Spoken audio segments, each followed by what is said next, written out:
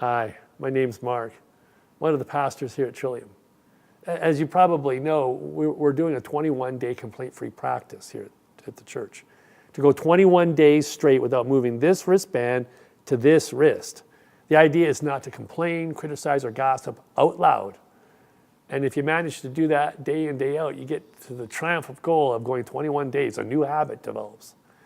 And one of the aspects of going complaint-free in life that I've come to realize is we need to let go. And letting go is probably one of the hardest things that we can do in life. It's so difficult. And I'll be the first to admit to you that not in every situation do you want to let go. If you're a kid or even an adult running to the bathroom, you know it's a good idea not to let go. If you're hanging by your fingertips on the cliff edge, it's a good idea not to let go in that moment. But generally speaking, it is a good idea to learn how to let go in so many facets of life. And the one that I want to focus on today is letting go of our expectations. Now that's really tough. It's much easier to say than do. I mean, what am I in life if I don't have expectations? How is life supposed to unfold for me if I have no expectations about myself or others in life? My wife, Sally, is a parenting coach, a volunteer parenting coach.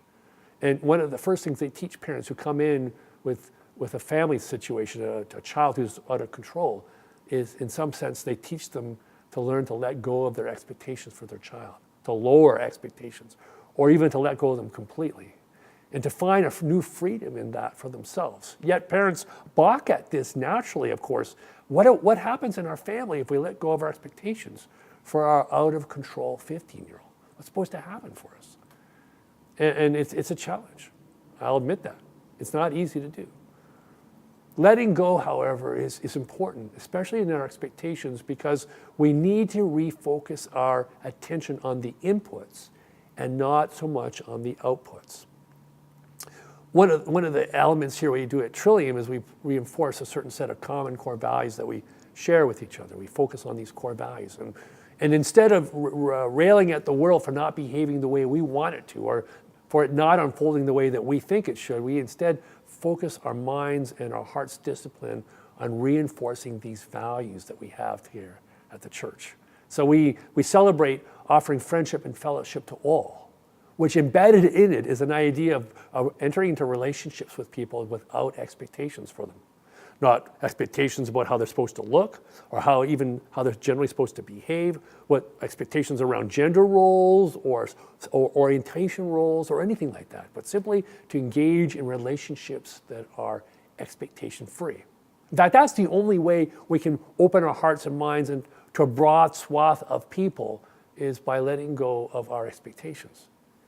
Let me tell you, that's a very, very difficult practice to engage in. Yet what I've learned is that complaints, criticisms, and gospels, if they're expressed in the commentary that we bring on life, in their source, they live within our expectations. It's in the expectations we have about the world that our complaints and our criticisms and our gossips live. You and I have an opportunity, I think, in practicing on the inputs to put our attention on what really matters in our life. If we focus on the discipline of orientating our life to a practice of love and peace and joy and friendship, without expectations, what ends up happening is this modality of life begins to assert itself. We begin to frame how we see the world in a certain way, and amazingly enough, the outputs start to take form in healthy ways.